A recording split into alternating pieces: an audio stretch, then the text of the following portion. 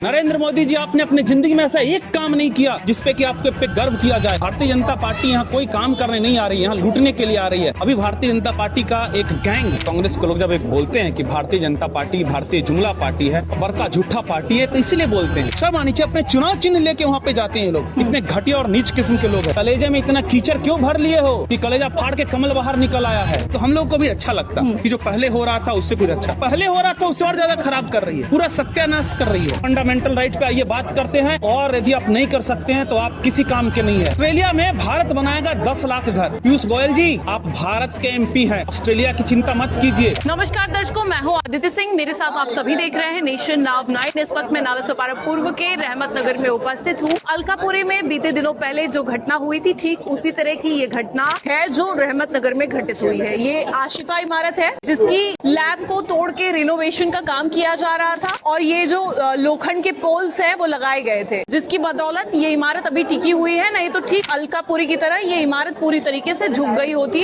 या फिर गिर गई होती, कई लोग मलबे में दब गए होते। इस वक्त हमारे साथ इस विषय पर बात करने के लिए कांग्रेस से रवि भूषण जी हैं, उनसे बातचीत करेंगे। क्या कहेंगे इस पूरी घटना पर? ये जो घटनाएं लगातार आ रही है शहर में, ये जो घटनाएं आ रही है तो इस पे बहुत सारी बातें हो सकती है। सबसे पहले तो बड़ी दुख की बात है कि अचानक इस बिल्डिंग में रहने वाले इतने सारे लोगों को पता चलता है अब मेरा ये आशियाना अब खत्म होने वाला है, और इस जगह से छोड़ देने में ही उनके और उनकी परिवार की भलाई है। क्योंकि जान है तो जहान है, जान रहेगा तो आप लोग के बच्चे सुरक्षित रहेंगे, बच्चों को अच्छी शिक्षा देंगे, तो ऐसे वो बच्चे सफल होकर ऐसी बहुत बिल्डिंगें बना लेंगे। तो सबसे पहले अपनी जान बचाइए, किसी भी तरह की राजनीति में मत पड़िए, और मेहनती लोग हैं आप लोग को पुनः अपना आशियाना मिलेगा, इसका मुझे भरपूर भरोसा है। क्योंकि आप लोगों ने अभी तक जो भी प्राप्त किया मेहनत से प्राप्त किया, और आगे भी आप कर लेंगे, अपने बलबूते पे कर लेंगे। आपको किसी के आगे रोने गिड़गिड़ाने की जरूरत नहीं है। आप यहाँ तक अपनी मेहनत से पहुँचे हैं और आगे स्थिति वसई विरार की ये बन गई, लोग अपने पैसों से अपनी मेहनत से घर खरीदते हैं, फिर उसके बाद एक दिन इस तरह की स्थिति आती है, उन्हें घर से बाहर निकाल दिया जाता है। लोग अपनी मेहनत की कमाई का टैक्स भरते हैं, लोग अपनी कीमती जो अधिकार होते हैं वोट का, मतदान का, वो देते हैं। उसके बावजूद सड़क पर आने को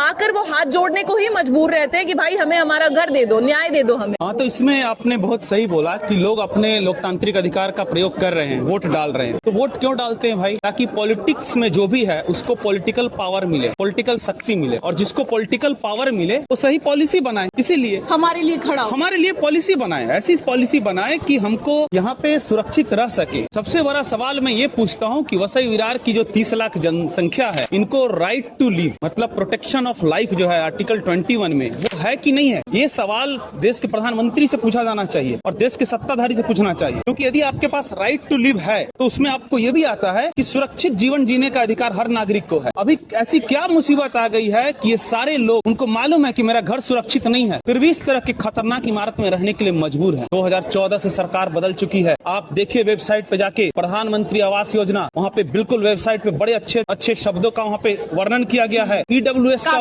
प्रचलित हुई है, प्रचलित है कि भाई 2021 तक सबको अपना घर दे देंगे, मार्च तक 2025 आ गया, 2025 आ गया। तो सवाल ये उठता है कि ये गरीब लोग ऐसे खतरनाक घर में रहने के लिए मजबूर क्यों है? एक गरीब की आवाज ये है, हमें घर मत दीजिए, हमारा जो घर है वही रहने दीजिए। कहने का मतलब है कि अभी जो केंद्र में जो सरकार है, वो सरकार की जो पॉलिसी है पूरी तरह फ्लॉप हो चुकी है। ये जो बीजेपी जो पार्टी है, मैं इस पे राजनीति नहीं करना चाहता हूँ, लेकिन मुझे बोलना पड़ेगा क्योंकि सत्ता में वो है, तो वही सोल्यूशन दे सकते हैं। इनको सिंपल सी जो इनकी पॉलिसी थी प्रधानमंत्री आवास योजना की, सबसे ज्यादा जरूरत आज नालासोपारा में है। नरेंद्र मोदी जी, आपने अपनी जिंदगी में ऐसा एक काम नहीं किया जिसपे कि आपके पे गर्व किया जाए। मैं रवि भूषण आपको बोलता हूँ, नरेंद्र मोदी जी यहाँ नहीं पहुँच सकते, लेकिन उनके विधायक हैं यहाँ पर, क्या पता अभी देर दुरुस्त वो पहुँचे। विधायक के लिए विधायक है जो राजन नाइक जी हो गए और बाकी सारे इनके जो लोग हो गए, भाई वो तो प्रधानमंत्री आवास योजना आपका बनाया हुआ है। प्रधानमंत्री आवास योजना की सबसे ज्यादा जरूरत कहाँ पे है? आज प्रधानमंत्री आवास योजना की सबसे ज्यादा जरूरत नालासोपारा में है। EWS इकोनॉमिक वीकर सेक्शन को घर दीजिए, LIG लोअर इनकम ग्रेड को घर दीजिए, MIG मीडियम इनकम ग्रेड को घर दीजिए, HIG हायर इनकम ग्रेड को घर दीजिए। अब पूरे दुनिया में और देश में जो फालतू काम और फालतू चीजों पे मीडिया का टाइम और जनता का टाइम वेस्ट करते, काम के मुद्दे पर बात कीजिए। रोटी, कपड़ा और मकान हमारा फंडामेंटल राइट है, उस फंडामेंटल राइट पे आइए बात करते हैं। और यदि आप नहीं कर सकते हैं तो आप किसी काम के नहीं है। कल परसों का खबर है, खबर को देखिएगा, आपको इतना आश्चर्य होगा, मैं आपको दूंगा। उसमें पीयूष गोयल साहब ये कह रहे हैं कि ऑस्ट्रेलिया में भारत बनाएगा 10 लाख घर। ऑस्ट्रेलिया में भारत बनाएगा 10 लाख घर। पीयूष गोयल जी, आप भारत के एमपी हैं, ऑस्ट्रेलिया की चिंता मत कीजिए। आप नालासोपारा में 2 लाख घर बनाइए ना। हमारी माताएं बहनें, हमारे बच्चे जो हैं छोटे से ऐसे घर में रहने के लिए मजबूर हो गए सड़क पे हैं। रहने को मजबूर है। सड़क आज पे- शौचालय नहीं है यहाँ पर, महिलाओं के सामने ये चुनौती है कि अगर उन्हें वॉशरूम जाना है तो वो कहाँ पर जाए। बिल्कुल, तो बेसिक चीजें हमारे पास मिसिंग है। तो आप 10 लाख घर जो ऑस्ट्रेलिया की बातें कर रहे हैं, वाणिज्य और उद्योग मंत्री है, शर्म आनी चाहिए आपको। आप नाला सोपारा में आइए, आपको पता चलेगा कि हमारे लिए आप 2 लाख घर बना के दीजिए। एक बार मैं उन घटनाओं पर गौर कराना चाहूंगी दर्शकों को। 41 इमारत की घटना हो, फिर अलकापुरी की घटना सेम एज जैसी यहाँ की घटना है, सेम इसी तरीके की घटना थी। एक इमारत टूटने के चलते दूसरी इमारत पर धोखा, फिर उसके बाद आप देख रहे हैं यहाँ पर विरार पूर्व के नारंगी में विजयनगर की घटना। तो इस तरह की घटनाएं और आज ये रहमत नगर की घटना बढ़ती जा रही है, आम हो गई है ये घटनाएं। क्या कहेंगे इस पर? देखिए, जब 42-41 बिल्डिंग जब टूटी थी तो उस समय भी हमने ये बोला था कि ठीक है, बिल्डिंग तोड़ना पड़ रहा क्योंकि बिल्डिंग खतरनाक है और कोर्ट का आदेश है, लेकिन उन लोगों को आप रिहेबिलिटेट कीजिए। जो कि कोर्ट ने भी कहा था। कोर्ट ने भी कहा था, हमने भी मांग किया था, कोई नया मांग नहीं किया था हमने। उस समय ये भारतीय जनता पार्टी के लोग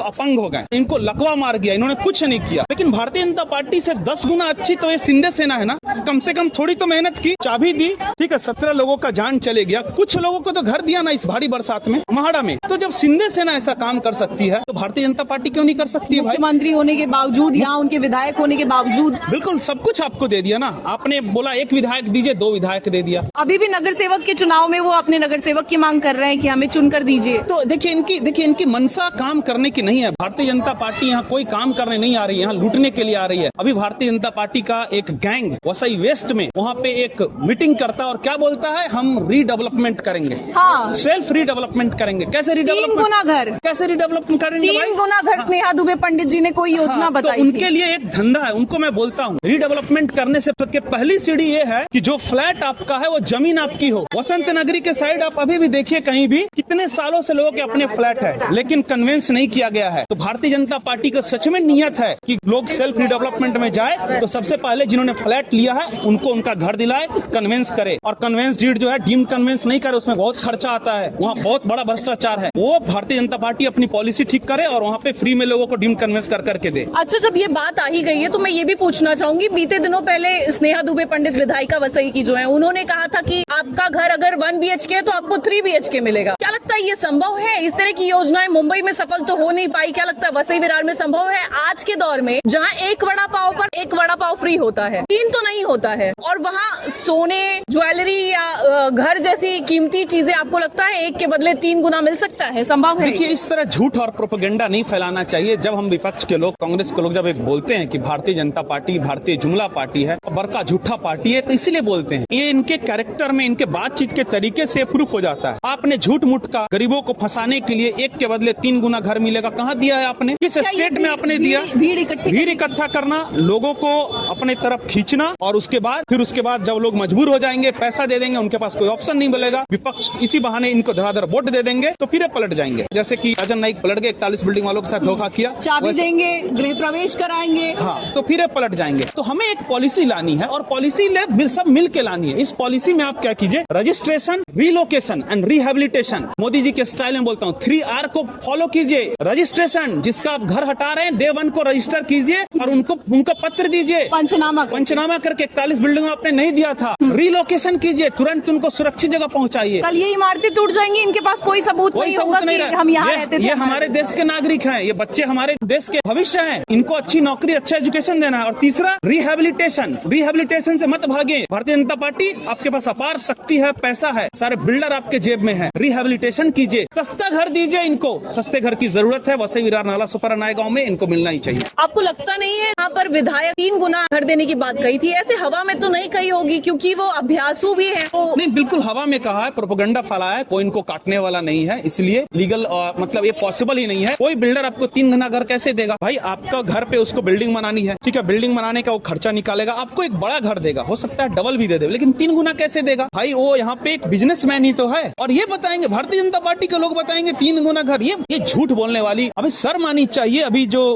विरार में और इस सब में जो घटना हुई, शर्म आनी चाहिए। अपने चुनाव चिन्ह लेके वहाँ पे जाते हैं लोग, इतने घटिया और नीच किस्म किस्म के लोग हैं। 17 लोगों की जान चले गई और भारतीय जनता पार्टी के लोग सीने पे चुनाव चिन्ह लेके चल रहे हैं। हम सिंपल ये पूछना चाहते हैं भारतीय जनता पार्टी के लोगों से, भैया कलेजे में इतना कीचड़ क्यों भर लिए हो कि कलेजा फाड़ के कमल बाहर निकल आया है? इतना कीचड़, इतना नफरत मत भरो, इतना झूठ मत बोलो, सच बोलो। क्या कर सकते हैं, क्या नहीं कर सकते, और जनता का मदद करो। तुम कर सकते हो, जमीन अधिग्रहण कर सकते हो, सस्ते में घर दिलवा सकते हो तो दिलवाओ। मुआवजे का ऐलान तो किया गया वहाँ पर, और म्हाड़ा में उन लोगों को कुछ समय के लिए तत्काल राहत पहुँचाई गई। तो क्या लगता है यहाँ के लोगों के लिए क्या ऐसा राहत पहुँचाने का काम मतलब पहला कदम उठाना? देखिए, अभी जो सत्ताधारी पार्टी है, जो नई नई परिवर्तन के नाम पे आई है, यदि ये कुछ अच्छा करती तो हम लोग को भी अच्छा लगता कि जो पहले हो रहा था उससे कुछ अच्छा, पहले हो रहा था उससे और ज्यादा खराब कर रही है, पूरा सत्यानाश कर रही है। ये क्यों नहीं जिम्मेदारी लेते? ये हम अपने देश की जनता को अपने समझते ही नहीं है। मैं बोला ना, basic fundamental right to live, right to education, इसको मानते ही नहीं है। नहीं तो ये खुद आते, जिम्मेदारी लेते, कंपनसेशन देते, सर्टिफिकेट देते और फिर बहुमत करके आते। लेकिन प्रोपेगेंडा करके इनको बहुमत चाहिए, परफॉर्मेंस करके बहुमत नहीं चाहिए। जनता के दिल में घुस के जनता को घर के बदले घर दे, तब माने कि कुछ कर सकते हैं। भारतीय जनता पार्टी के प्रधानमंत्री आवास योजना की सबसे ज्यादा जरूरत नाला सोपारा में है। आप करके दिखाइए, हम भी आपको सपोर्ट करेंगे। आप साफ तौर पर समझ पा रहे हैं कि ये थे कांग्रेस के रवि भूषण, जिन्होंने साफ तौर पर कहा कि यहाँ पर जो लोग रहते हैं उनके घरों को तोड़ा जा रहा है। ऐसे में प्रधानमंत्री आवास योजना की सबसे ज्यादा जरूरत नाला सोपारा में है। तो यहाँ पर भाजपा के विधायक, उनको इन योजनाओं को यहाँ पारित कराना चाहिए। और एक और चीज जो बीते दिनों पहले सामने आई थी कि 1 गुना घर के बदले में 3 गुना घर बढ़ा कर दिया जाएगा। तो निश्चित तौर पर इस तरह की योजनाएं, जो हवाई बातें हैं, उस पर लोग विश्वास कैसे करें, इनका ये सवाल है। और